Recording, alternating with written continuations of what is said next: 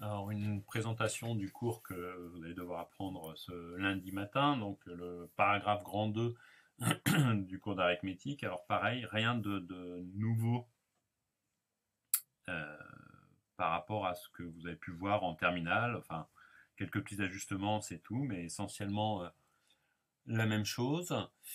Premièrement, le PGCD. Alors, pour la définition du PGCD, là, je vous ai donné la définition qui est celle du programme.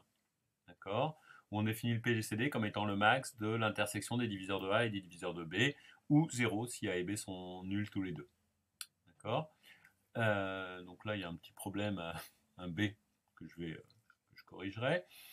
On en déduit l'ensemble des propriétés du PGCD et on va en déduire l'algorithme d'Euclide, qui est l'algorithme important puisqu'il nous permet de montrer, de déterminer un PGCD, puis nous permettra de trouver les coefficients de Bezout, dont on reparlera derrière. D'accord. Alors ça repose essentiellement sur les divisions euclidiennes et donc sur le fait que si on a un entier Q, bah A moins BQ, son PGCD avec B est égal au PGCD de A et de B. D'accord.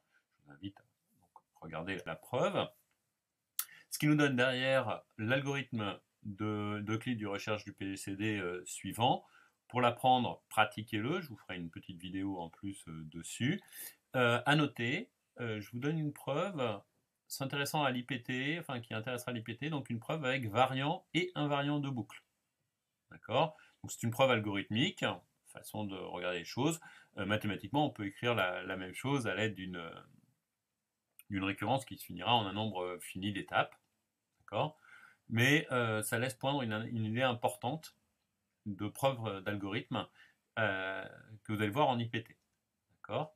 Donc avec un variant de boucle qui justifie que ça s'arrête que l'algorithme se termine en un nombre fini d'étapes, et il manque un H à l'algorithme ici, et puis un variant de boucle qui justifie que comme à chaque étape on a quelque chose qui reste invariant, en l'occurrence ici le PGCD de RK et de RK plus 1 sera toujours le PGCD de A et de B, et bien à la terminaison on vérifie que ça marche. Donc quelques exemples de recherche de PGCD que je vais vous donner. Et puis la proposition qui nous dit que si on suit et on remonte l'algorithme d'Euclide, on peut obtenir des coefficients de Bezout.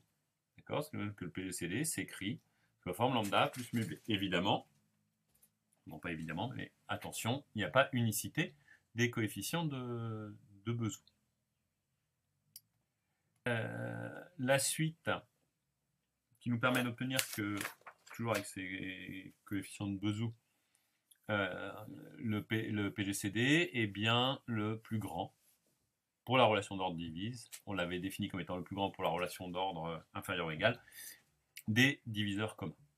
Alors, je vous ferai une capsule vidéo supplémentaire sur une autre façon de définir le PGCD, comme je vous en ai parlé en cours, en étudiant un sous-groupe et en le prenant comme la construction du sous-groupe. Deuxième point, le PPCM. Alors, le PPCM, j'ai choisi de le construire comme un sous-groupe parce que c'est quand même ici beaucoup plus normal, donc beaucoup plus intuitif en tout cas. On prend l'ensemble des multiples de A et de B, on en prend l'intersection, et donc il est de la forme un coefficient point Z. Et donc, ce coefficient est unique si on le prend positif et nous donne ce qu'on va appeler le PPCM. D'accord.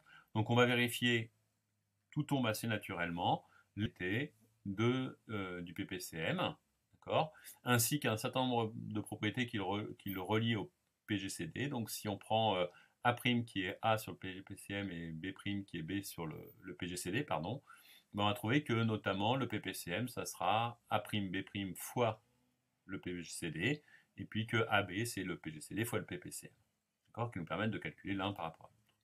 Dernier point, les nombres premiers entre eux, donc les nombres sont premiers entre eux si leur PGCD vaut 1, d'accord, ce qui veut dire qu'ils n'ont pas de diviseur premier commun, qu'on verra quand on va étudier les diviseurs premiers, et puis le premier gros théorème, où là on a une équivalence, qui est le théorème de Bezout, son premier entre eux, si et seulement si, il existe des entiers tels que UA plus VB, une relation de Bezout est égale à 1.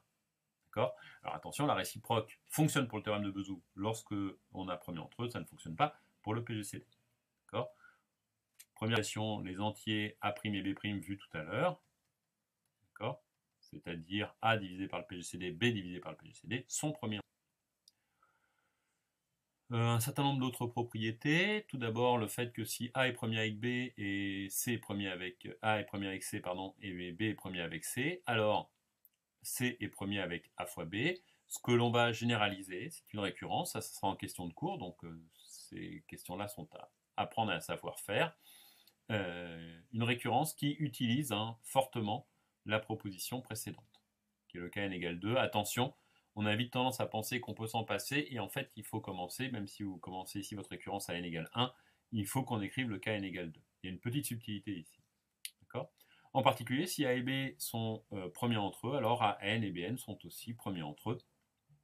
On utilise ce qui précède. Deuxième grand théorème, après le théorème de Bezout, le lemme de Gauss, qui nous dit que si A divise BC et que A est premier avec B, alors A divise C. Pareil, théorème que généralement vous connaissez bien. Alors, une application sur les coefficients binomiaux qui sera utile par la suite lorsque nous allons regarder le petit théorème de Fermat. Continuation d'application, donc la forme irréductible d'un nombre rationnel, donc tout rationnel peut s'écrire de façon unique, et je vous invite à l'écrire comme ça si vous avez à prouver l'irrationalité d'un certain nombre de choses. R égale P sur Q, et P et Q premiers entre eux, donc P et Q valant 1.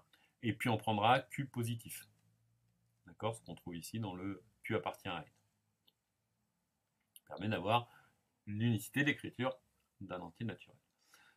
Corollaire, je n'ai pas précisé, mais si A divise M et B divise M, et si A et B sont premiers entre eux, alors AB divise M. Ce que l'on va généraliser, dans le cas où on a des nombres qui sont premiers entre eux 2 à 2, alors on fera attention avec le 2 à 2, on va voir le premier entre eux dans leur ensemble par la suite. 2 à 2, c'est si xi est premier avec xj pour tout le monde. Et donc si on a des nombres qui sont premiers entre 2 à 2, si tous divisent M, alors le produit va diviser M. Pareil, c'est une récurrence qui utilise fortement le corollaire de 22. Faites attention, même si on part de n égale 1, si vous ne l'utilisez pas, c'est qu'en fait vous avez admis la proposition pour n égale 2, c'est une bonne idée. L'associativité du produit, du PGCD, donc on vérifie que le PGCD de A et de BC, c'est le PGCD de A et de B avec le PGCD avec C, d'accord. Et ceci permet de définir le PGCD de N entier, premier dans leur ensemble, où il suffit de le prendre dans n'importe quel ordre, les tout 2 à 2. D'accord. Et puis si D divise tous les xi et que les xi sont... le PGCD divise xi pour tout le monde, alors D divisera le PGCD.